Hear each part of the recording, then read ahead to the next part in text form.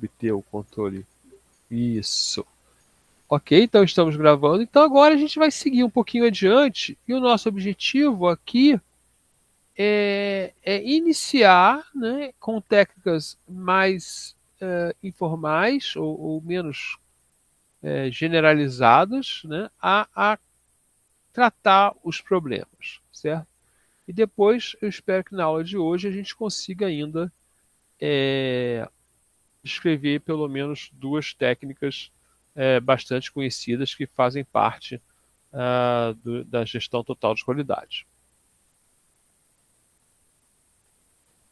Okay? Então a gente vai falar do que é um problema, de identificar esse problema, classificá-los e caracterizá-los, né? E aí uma revisão rápida. Tá? Então o que é um problema? Né? Bom, um problema é uma diferença, né, entre um estado percebido e um estado desejado. Ok? Então você tem uma dificuldade de algo, desvio de um padrão, né? Isso é uma coisa que é muito importante hoje em dia, né? É uma diferença entre desejado e percebido, ou a causa de um ou mais incidentes, ou a causa de uma perda financeira, né? Ou você perder clientes. Então essas coisas são problemas, ok? E os problemas, então, né, sempre incomodam. Então, basicamente, assim, a grande maioria das vezes que eu fui fazer um projeto de software, a história é ela, alguma coisa está me incomodando aqui no sistema atual. Às vezes era tecnologia, que estava velha demais, então não conseguia andar para frente. Um exemplo foi na época do que apareceu a web, assim, a web ficou todo mundo usando, né? Ó, tem que trocar meu sistema, porque esse sistema não dá para colocar na web. Eu tenho que fazer um front-end web para esse sistema. Né? Ele atrapalha a imagem da empresa, né? Incomoda psicologicamente as pessoas que estão lá, né? Ou atrapalha a produção. Né? A produção pode ser a produção de venda, né? Pode ser vários tipos de produção, atrapalha o serviço. Então você tem esse problema que incomoda, então você quer resolver por meio de software. Certo? A gente já sabe, né? A gente não tem uma discussão formal sobre isso, mas sabe que não necessariamente é o software, né? Isso é uma preocupação que a gente deve ter quando vai, né, para uma organização, ou na sua, ou em outra organização que você vai vender um software, né, que você tem que se preocupar. Pode ser que o problema não possa ser resolvido com programas de computador.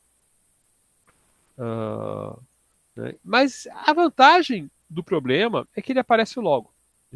Assim que você começa a conversar com o seu cliente, né, ele basicamente vai reclamar do que está acontecendo. Ele vai dizer, eu preciso disso e começa a reclamar.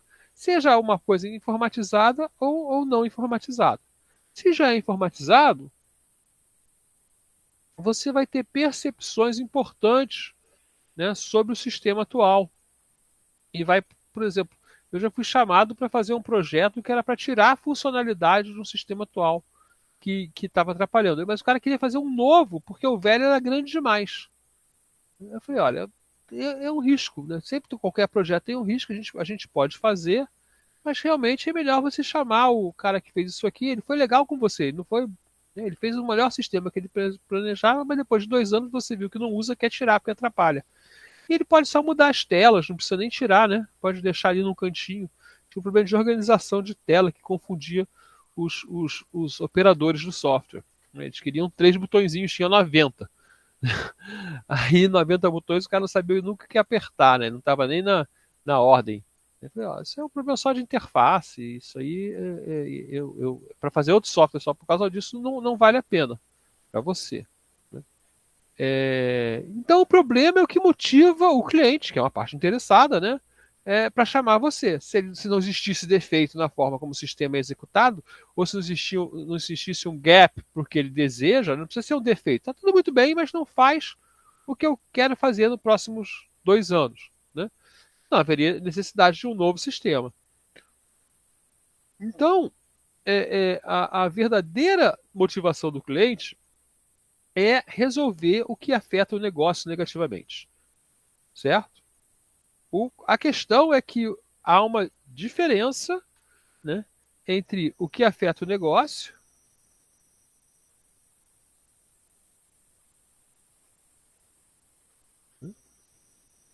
a questão aqui, o negócio, e o que causa o sintoma.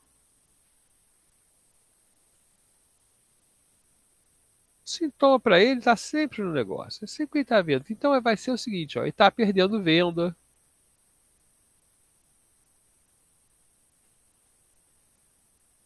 ele está perdendo informação,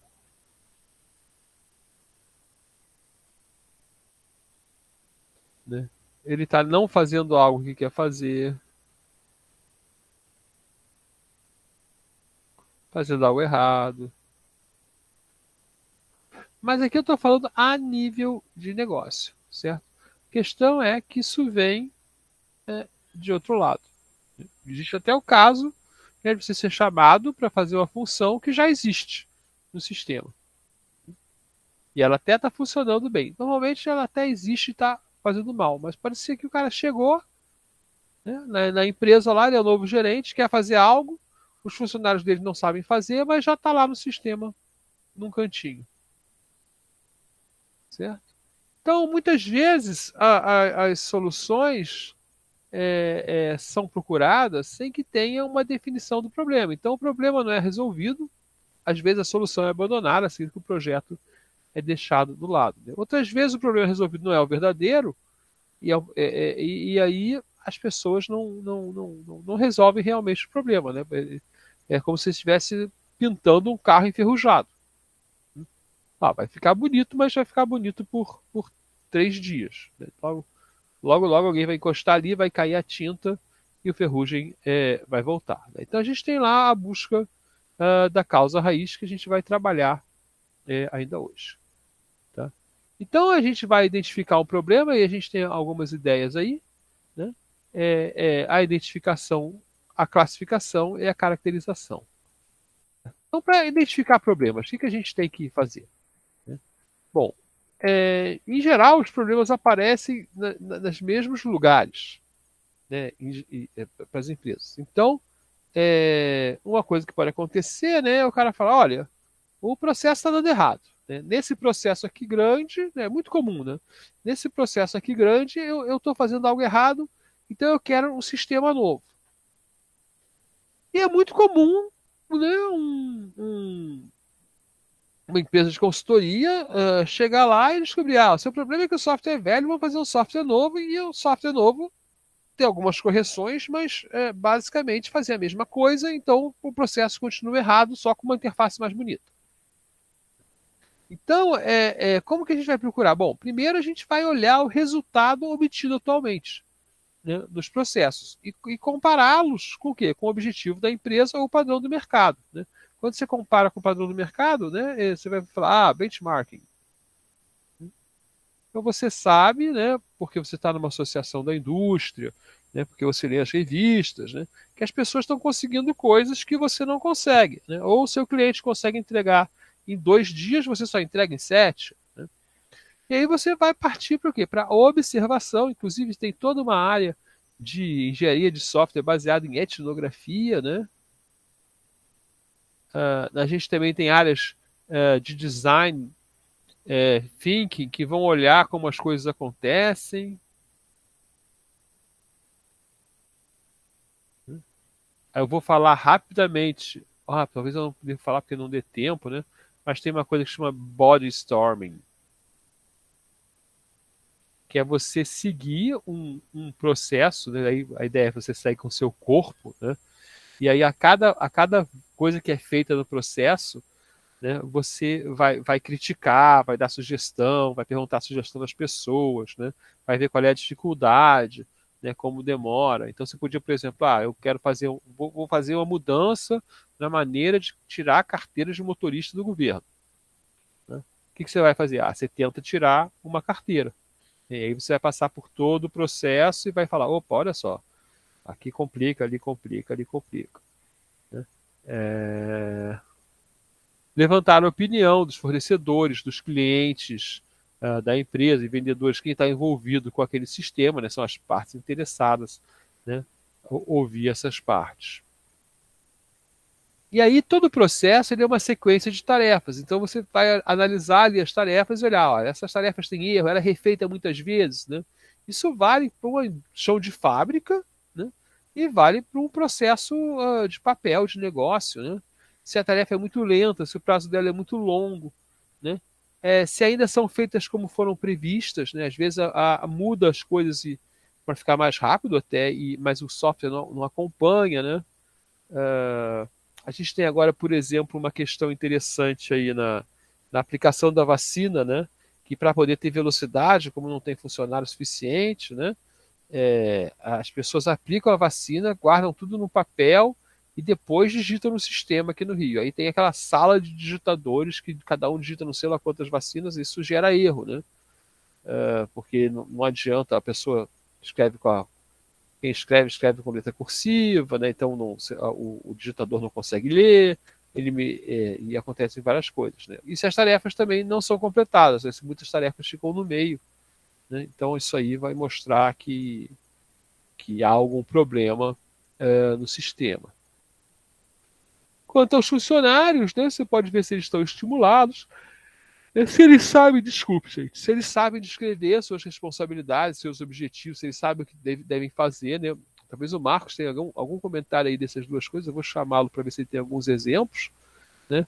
Mas eu vou chegar no 4 ainda. Ou se a taxa de demissões, né, que a gente chama de turnover, né, é alto na empresa, né? Então, se a empresa perde muito funcionário, alguma coisa está errada naquele. E aí, quando você perde funcionário, você tem que retrenar o novo funcionário, né? Então você tem vários custos. Você vai produzir menos por algum tempo, né?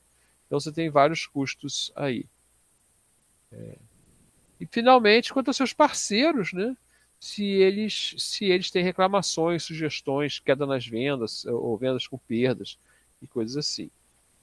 E aí a gente pode pensar, né, e olhar isso aí e ver que isso tem relação com o mundo das partes interessadas que estão envolvidas, né? Então a gente tem aqui, né, a organização, né?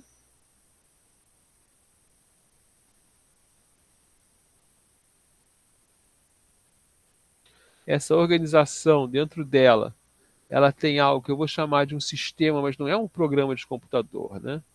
Ela tem lá uma coisa acontecendo dentro dela, né?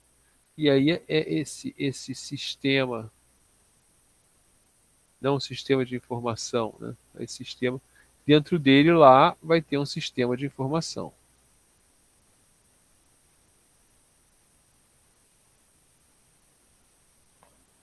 Né? E a gente documenta esse sistema muitas vezes, né, por um processo para explicar o que funciona, né? Como funciona algo. Na verdade, como vários processos. Né? Então, esse sistema aqui tem vários processos. Né? E o sistema de informação vai atender pelo menos um ou mais de um processo. Né? E a gente vê que a gente tem coisas entrando aqui e coisas saindo. Né?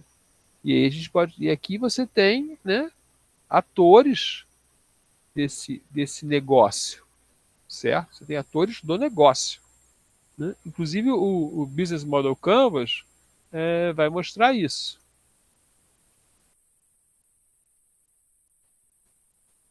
Isso leva a gente a.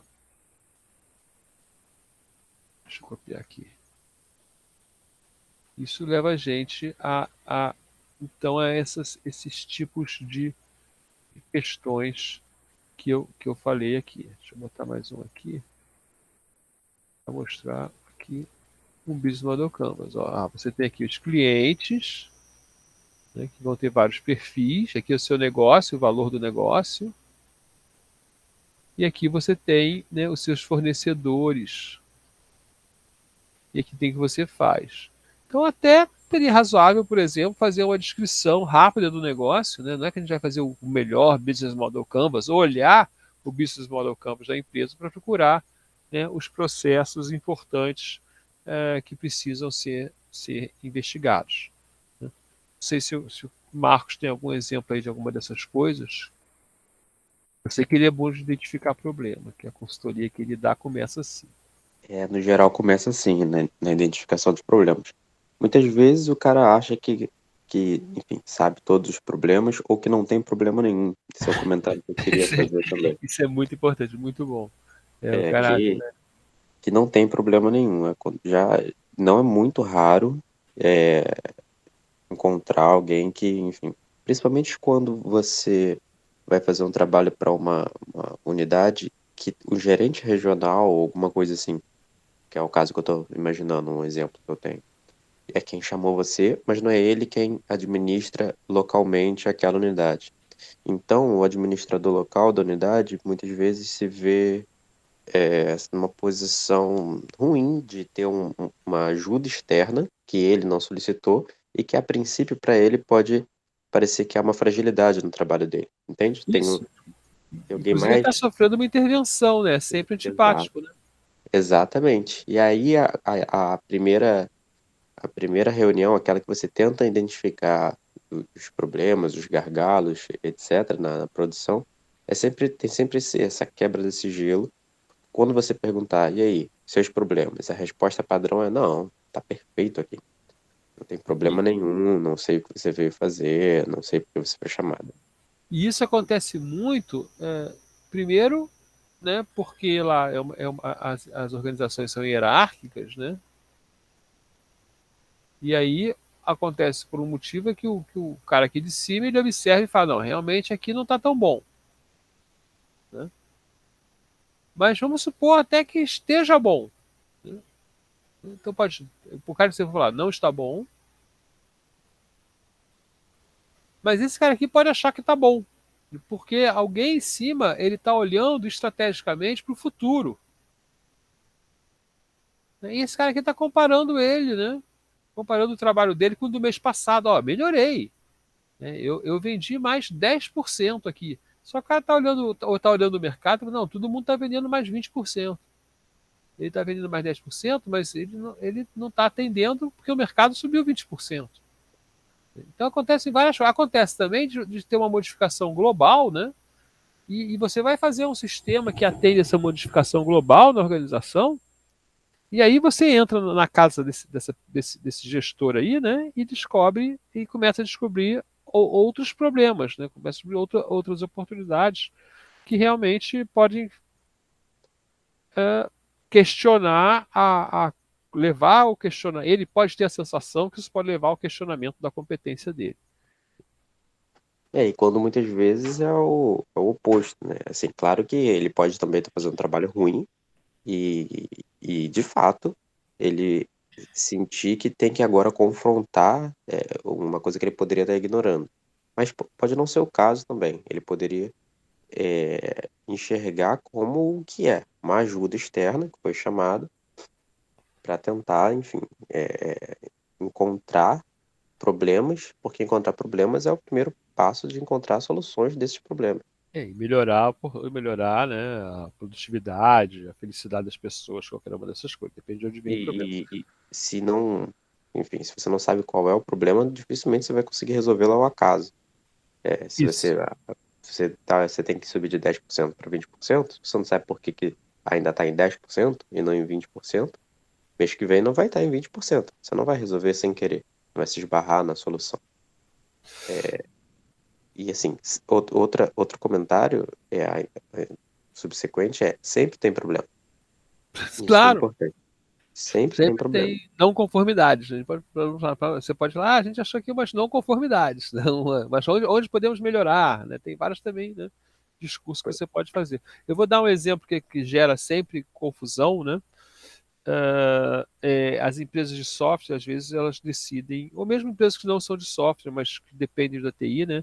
Elas decidem certificar a TI. Né? E normalmente esse processo é feito, né? E a TI, como vamos dizer assim, ela entrega os produtos que ela tem que fazer, né? Ou ela acha que entrega pelo menos, o que ela faz com aquela competência que ela tem, né? Ela acha que ela vai certificar no que a gente chama de nível 3 CMMI. Então ela fala, não, eu gerencio meus projetos bem. Ok, eu não consigo ser um ótimo cara, mas eu consigo gerenciar meus projetos. E ela acha, assim, o gestor olhando para a empresa, ele acha que faz as coisas. Aí chega a consultoria lá e bota ele no nível 1, que é na verdade o 0. Né? E aí ele fica frustradíssimo com o processo. Né? Fala, não, vocês estão fazendo isso só para vender mais consultoria, não sei lá o que tal. Quando a consultoria tem todas as evidências, ou no caso seria a auditoria, né? Geralmente chamam uma consultoria para preparar para a auditoria, o cara achando que ele vai passar para nível 3. Né? E há todas as evidências que ele não faz o que ele pensa, ou pelo menos não faz como devia fazer para ser certificado. Né? E acho que isso acontece em qualquer processo de certificação. Né? O cara vai, vou fazer aqui uma certificação ISO 9000. Aí ele chama a auditoria achando que já tem tudo, porque ele contratou um funcionário que sabe ISO 9000 e ele arrumou umas coisinhas, e vai ver lá, não consegue a certificação. Né? Por quê? Porque não basta você tem que atender, para ser certificado, você tem que realmente atender. Né? E aí as pessoas percebem nas entrevistas que os formulários são preenchidos sem por cópia apenas, né? E aí fala, você acha que faz, mas você não faz. Né? E às vezes não faz nada mesmo, ele acha que faz, mas não tem registro. Aí não tem registro também não adianta. Né? Essa é uma vantagem recorrente de uma visão externa. Porque às vezes o cara honestamente acha que faz, Isso. ou que entrega, porque assim, talvez até no próprio controle interno dele seja um controle limitado, e nas perguntas que ele se faz, ele tá bem. Porque as perguntas que ele se faz são sobre os campos que ele enxerga. Então é bem Isso. provável que ele consiga melhorar o que ele enxerga. Mas as que ele não faz é porque justamente ele desconhece ou não prestou atenção num determinado quesito ou responsabilidade ou em alguma entrega de alguma ISO em particular. Então, se ele não está controlando aquele processo, certamente o processo está ruim. Processo desconhecido é processo descontrolado. E processo Isso. descontrolado é processo, com certeza, fora da conformidade. Processo com muito esforço já é difícil manter dentro da conformidade, sem querer é impossível. Então, quando você. Porque assim, imagina, um grupo de funcionários, ele contratou o cara que sabe a ISO, etc. Aquele pessoal ali, incluindo um líder ou alguém que vai ser certificado em particular, ou um determinado setor, eles têm um conhecimento limitado sobre determinado assunto. Dentro daquela limitação, eles podem fazer todo o esforço possível para atender ao máximo. Mas se houver alguma coisa fora ali do campo de visão deles, que alguém externo chegue e observe, provavelmente aquele processo ali não vai estar bem atendido. Então, essa é uma vantagem recorrente de ter uma visão externa, porque o E os interno você processos tem. de auditoria são detalhados e são, de certa maneira, imunes ao dia a dia da empresa. Né? Porque no dia a dia, muitas vezes o cara acha que faz, mas, não, eu só não faço algumas vezes quando tem muita pressa para atender. E aí sim, mas só que ele não percebe que sempre tem muita pressa para atender. Né? Um dos motivos, vamos dizer assim. Né? Não, eu e tem que entregar. Né? Isso acontece muito no software. Eu faço, eu gerencio bem, eu não sei lá o que, mas aí você não faz, você não tem a reunião que tinha que ter, porque não dá no prazo, né? Não faz o relatório que tinha que fazer, ou faz por amostragem. E a auditoria, quando chega lá, ela percebe. Ok, vamos seguir aqui em frente, eu quero chegar numa transparência aqui, num slide, que é esse aqui, bom, em certo momento, todo mundo tem que concordar, né? A gente viu lá no segundo nível lá do passo a passo, que os problemas que o problema é resolvido é aquele, né? E que as causas são aquelas. Tá? É, então, e uma maneira importante é classificar. Você pode classificar os problemas de muitas maneiras, tá? E eu aqui estou mostrando uma que eu uso, né, na verdade, que eu decidi criar em algum certo momento para entender como as coisas funcionavam em um cliente que tinha as coisas mais ou menos implementadas, tá? E aí eu classifiquei os problemas em operacionais, funcionais e de negócio. Tá? Mas existem outras classificações, eu até estava buscando uma para colocar aqui, que você vai encontrar em alguns lugares. Quando eu terminar aqui, talvez o Marcos possa falar uma, mas lembrando que a gente tem que acabar essas transparências. Né? Então, o que eu quero dizer é o seguinte: o que é um problema funcional? O problema funcional é que você não faz algo que devia fazer. Tá? Então, essa é a minha ideia. Você quer algo que você não faz. Tá? Então, na minha prática aí, né, no sistema atual, você não faz alguma coisa e o sistema tem que passar a fazer algo. Isso significa, por exemplo, que às vezes uma manutenção no sistema atual, ela pode ser feita, mas o problema funcional pode implicar, né, se forem muitas coisas a serem feitas, a necessidade do sistema novo, né? Ou, por exemplo, eu tive um cliente uma vez que tinha um sistema numa ferramenta que ele não queria mais usar. Olha, eu tenho um sistema que usa essa ferramenta aqui, é impossível fazer manutenção do sistema com essa ferramenta, porque não há arranjo profissional no mercado, né? A ferramenta está cada vez mais cara, cada vez menos usada e tem menos gente sabendo usar, certo? E aí ele chamou a gente para fazer um sistema novo. Na verdade, desculpe, não. Ele vai fazer uma concorrência, ele ia fazer uma concorrência, era um órgão do governo, ia fazer uma concorrência para o sistema novo. Porém, ele precisava da gente para colocar coisas no sistema antigo, né, e fazer manutenção. Então a gente entrou ali no como é que chama isso, meu Deus? Segurar o sistema antigo, né, na mão para ele poder lançar o sistema novo que ele era obrigado a fazer na concorrência. Então ia demorar no mínimo 6 meses para começar a fazer e coisas assim, né, no plano dele, certo? Então, quando você não faz algo, você tem, para mim, um problema funcional. Quando você faz mal alguma coisa, né, faz a funcionalidade de maneira errada, eu chamei de problema operacional. Você tem algo funcionando que não funciona direito. Né? E aí o exemplo que eu dou, olha, você pode ter um jeito de fechar a conta no seu restaurante, né, que você não sabe quanto cada garçom vendeu em um dia. Tá? Ou quanto cada prato, ou quanto os pratos que vendem mais ou os pratos que vendem menos. Porque você fecha a conta de um jeito errado. Você não tem essa funcionalidade na conta. Ou você pode fechar a conta de uma maneira ruim. Por exemplo, você fecha a conta fazendo a conta numa máquina de calcular sem papelzinho. Né? Então, esse te dá uma dificuldade de fechar a conta, né? E você faz erro de cálculo, e isso aí é um problema operacional da sua forma de trabalhar. E essas duas coisas geram problemas de negócio. O problema de negócio ele é geralmente um sintoma. O negócio não funciona direito. Né? Por exemplo, no meu caso do restaurante, você tem fila na porta, por quê? Porque você está fazendo alguma coisa errada dentro do restaurante. Né? Porque você não está vendendo tanto assim. Aí você vai descobrir lá, nossa, a gente vai falar depois do exemplo.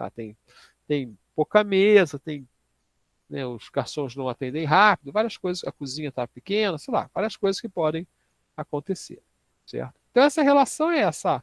Eu tenho problemas operacionais e funcionais, ou seja, ou eu não faço ou eu faço mal, né, e que me geram questões de negócio, né, e eu não fazer pode fazer com que eu faça mal alguma coisa mais tarde também. Né? Então, se eu não meço a peça que sai se eu não faço uma amostragem de qualidade na peça que sai de uma máquina, né? Quando eu vou juntar a peça lá no final no meu carro, né, eu vou ter um monte de problema, vou ter que raspar, vou ter que encaixar, né? Eu vou ter um monte de problema operacional, vou demorar mais para atarrachar, né? Pode acontecer várias coisas, né, que eu não quero que aconteçam. Tá? E caracterização, né? E, novamente, também aqui a gente está sendo bem genérico nas coisas, tá? Você pode procurar um método específico e vai dizer uma maneira de classificar, essa aí é bem simples, né? Mas caracterizando o problema, né, significa o quê? Olha, você tem que saber, né, e a gente vai descobrir mais tarde como investigar alguma dessas coisas, mas basicamente você tem que, para cada problema, você saber a causa, né, saber o resultado, né, como é que impacta isso, né, o processo causador, os dados causadores e a solução sugerida, certo? Aqui, isso, por exemplo, pode ser feito a princípio em uma reunião, né, o levantamento dos problemas que estão afetando, né, sempre lembrando que essas coisas têm que ser investigadas, né, que a gente chama o termo elicitadas, né, para dizer que além de perguntar para as pessoas que estão te contratando, né? Isso é uma coisa importante em qualquer solução, né? Qualquer processo de consultoria, né, ele não pode se fiar apenas na ideia do cliente, ou do cliente principal, ou do patrocinador, né? Você tem que dar uma olhada, né, se essas coisas se confirmam, né? Eu estava até vendo uma série de investigação, né? Ontem, eu estava vendo, para ser sincero, o primeiro capítulo do NCIS. E aí tem uma novata, né, que nunca fez investigação, e o cara ensina os passos. E primeiro passo, um dos primeiros passos, acho que é o segundo que ele ensina, o terceiro, é não confie na palavra de ninguém. Sempre confirme, sempre busque uma confirmação, que é a regra do jornalista também, né? Não dá uma notícia que só tem uma fonte, né? Sempre confirma a notícia com uma segunda fonte. Então a gente está aqui do mesmo jeito, né? A gente pode levantar essas coisas. Bom, agora o que eu tenho que ver se é isso mesmo, se a causa é essa mesmo, né? Se não é possível fazer contrato de longo prazo, porque eu não sei o custo de produção futura, né? É, e, e, e como é que isso funciona, né? Então aí a gente tem se o valor é esse mesmo, né? Se o processo causador é esse mesmo, então essas coisas ali vão acontecer. Então isso aqui é equivalente a essa tabela aqui, né? É gerenciado em forma de frases, né? E aqui a gente tem vê que começa a faltar, tem informações que estão num tipo, né? Então isso aí eu busquei numa fonte. Eu confesso que na época que eu fiz essa transparência, que já faz alguns anos, né, eu não guardei a fonte, certo? Mas eu tinha uma fonte aqui que mostrava essa tabela, e outra fonte aqui que mostrava essa frase, que ela busca outras coisas diferentes, e ela olha já no stakeholder, que eu acho mais interessante, certo?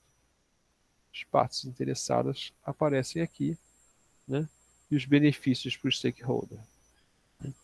É provável que isso aqui, por exemplo, tenha vindo do design thinking. Tá?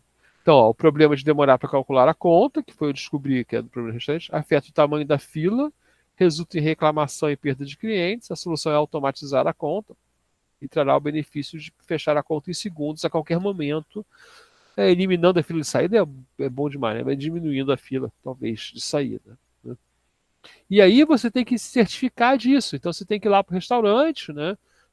E contar o tempo, né? E eu também acredito que é o tipo de trabalho que o Marcos faz. Vou contar o tempo que a conta demora. Aí o cara demora, não, a conta demora 1 minuto, a fila demora para quem pediu a conta, mas a fila não cresce por causa disso. Então pode ser uma hipótese inválida, né? Ele vai lá, o Marcos vai lá e descobre, não, o problema não é a conta, o problema é que o prato demora para chegar. As pessoas ficam muito tempo na mesa porque o prato principal demora a chegar. Aí ele viu, se a gente está com uma causa raiz errada. Inclusive, isso é muito divertido, contar a fila. Tem a teoria das filas, que, na verdade, o ideal, o perfeito, não é não ter fila na produção. A gente sempre diz que o ideal é ter, porque tem um pedaço da fila que é o de clientes pacientes, dos clientes impacientes. Dali para lá, o rabo da fila é ruim. Mas o ideal é ter um pedaço de fila do teu. Você tem lá no restaurante, o ideal é ter que perfeito, todo mundo perfeito, todas as mesas estão reservadas e tem uma quantidade de pessoas pacientes aguardando para entrar, ou seja, para conseguir reservar ou do lado de fora mesmo. Então, é um custo muito alto você conseguir não ter fila e acaba não se justificando. Por exemplo, você pode aumentar o preço do prato, o que automaticamente vai ter um impacto sobre a quantidade de clientes tipo, que se dispõem a pagar, o que vai afetar a fila. Mas isso pode afetar, né? Isso é um exemplo drástico, claro, obviamente vai afetar os seus ganhos. Mas também se for um prato muito barato, você não vai conseguir nem ter ganhos e nem atender a todo mundo. A fila vai ser quilométrica, as pessoas vão desistir, vão embora, etc. E você, aqueles clientes que vão embora, além de causar, não causar um problema para você, para a imagem, etc., eles também não vão pagar, porque eles não entraram para consumir. Então, o perfeito é ter uma quantidade de pessoas na fila que vão entrar e que não vão tornar a fila suficientemente chata para o próximo cliente não querer ficar, ocupar o lugar dessa pessoa na próxima fila. Tem um monte de conta muito legal na teoria das filas que a gente faz sobre isso. Tem um. Vou falar uma besteira aqui, uma parênteses, né? Mas quando você está viajando, como é que você escolhe restaurante, né? Você não escolhe o restaurante vazio, nem o restaurante com fila grande, né? Ou lotadaço, vamos dizer assim, né? Você vai passando no restaurante e vai ver, não, esse aqui está com uma ocupação boa ou uma fila pequena o suficiente para ele ser bom e eu ter paciência para ficar, Tá né? vendo? Nenhuma besteira, comentário perfeito. Você não, Exatamente isso. você não conhece o Exatamente isso. restaurante, então como que você vai? Você vai olhando. Eu me lembro, a vez que eu fiquei andando, a gente, eu fiquei andando com. A gente foi numa conferência, a gente chegou no dia anterior, né? Porque a conferência começa cedinho, tinha que jantar. E a gente foi andando na rua, né? E não, esse aqui tá vazio demais, não vou entrar porque deve ser ruim, né? Aí tá, não, esse aqui, ok, deve ser bom ou é modinha, mas também não vamos ficar na fila aqui, pô. A fila, a gente perguntava, né? Essa, não, 1 hora, 1 hora e meia. Ou então tem uma resposta que dão em alguns lugares, ah, não sei. Né? E, e aí alguns lugares falam, não, esse aqui, aí teve um lugar que a gente chegou, como nós éramos dois, né? Ah, não, mesa de dois, tava cheio, tinha fila, mas a gente perguntou, ah, não, mesa de dois eu tenho livre, daqui a 10 minutos. Aí a gente esperou um pouquinho e entrou. Esse é o ponto ideal. Se ele tem uma mesa daqui a um tempo, quer dizer que as mesas que ele tem ali dentro já estão ocupadas. É, Então, assim, ele tá recebendo pelos clientes lá dentro e tem um pessoal lá fora para ocupar o lugar desses clientes. É o perfeito. ideal, né? Às vezes, isso é um ponto interessante, que varia do nível de serviço, que também é calculável. Às vezes não é nem só a questão de que o que está sem fila oferece um serviço ruim, ou apesar de passar mesmo uma impressão. Se você chega numa lanchonete, compra um hambúrguer, e o cara te dá um hambúrguer em 1 minuto, qual hambúrguer você quer? Ah, eu quero um de frango, assim, assim, assim, tá bom, toma. Você acha estranho, né? Ué, Eu já tá quero quente, pronto né? esse Você hambúrguer? fala, eu quero Não quente, pode. né? É, então tem essa questão. Mas às vezes o cara calculou de uma maneira milagrosa, sabia quando que você ia chegar, e ele sabe quantos hambúrgueres ele vende, em quanto tempo, e ele já vai preparando antes do cliente chegar. E Quando olha você só, chegou, já estava semi-pronto. deixa eu conversar. Isso aí mudou até a perspectiva, né? Porque o McDonald's, por exemplo, fazia isso e parou de fazer porque provavelmente achou que a percepção é que o sanduíche ficava lá muito tempo. Então, Ou é essa tinha a questão. perda, ou ele resolveu diminuir a perda, porque as pessoas ficavam revoltadas de jogar o sanduíche fora, ou as pessoas começaram, não, não vou comer no McDonald's porque não faz na hora, porque o Bob's falou que agora diz que faz na hora, né? E aí o cara começa a perceber o mercado, né, e muda até de estratégia. Muda E de essas coisas a estratégia. gente está usando esses exemplos assim, mas acontecem no software também, né? Vamos lá, vamos em frente então. Então a revisão rápida aqui, né? Primeiro é importante saber que o problema existe, né? Depois você, dependendo aí da sua estratégia, de como você trata os negócios da sua empresa de desenvolvimento, né? Você vai classificá-los de alguma maneira que você possa tratar, né? Aí você detalha de alguma forma, né? E busca formas para buscar as causas e resolver o problema, né? E o problema também pode ter vários subproblemas, tá? Então é isso aqui.